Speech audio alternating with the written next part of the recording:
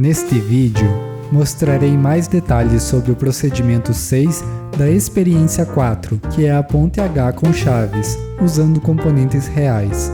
Uma ponte H é um circuito que permite controlar o sentido e velocidade de rotação de um motor DC. Aqui, porém, vamos controlar apenas o sentido de rotação. Não há o que medir. Temos aqui a alimentação de 12 volts conectada à chave 1 e à chave 2, como no diagrama.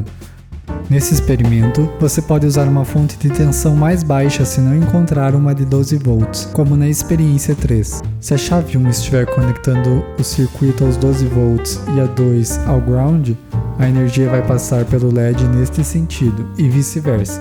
O lado positivo do motor, que no caso do meu modelo tem uma marquinha vermelha, está conectado à chave 2. A conexão para os LEDs e o motor saem pelo pino central de cada chave, que vai fazer conexão com um dos pinos laterais conforme a posição da chave, ou conectar ao positivo ou ao ground.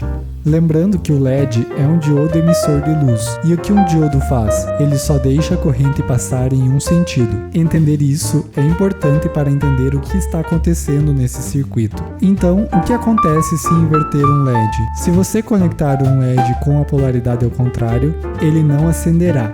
Qual o lado certo do LED? Esse é o desenho que representa o LED no diagrama. Algumas representações trazem essas setas para representar a emissão de luz do LED. E existe um pequeno macete para identificar o ânodo e o cátodo. Deste lado, conseguimos formar um K invertido, que lembra cátodo.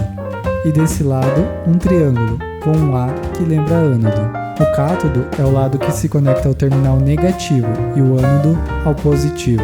Para identificar a polaridade do componente, há 3 formas. A mais comum é verificar o comprimento de cada uma das perninhas. A mais comprida é o ânodo, que vai conectada na parte positiva do circuito, e a perninha mais curta é o cátodo, que se conecta no lado negativo.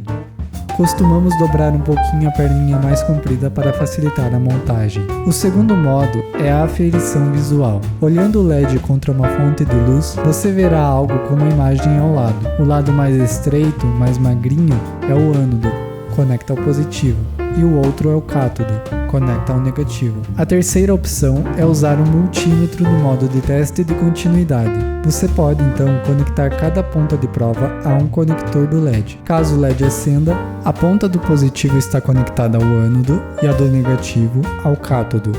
Caso contrário, basta inverter as polaridades.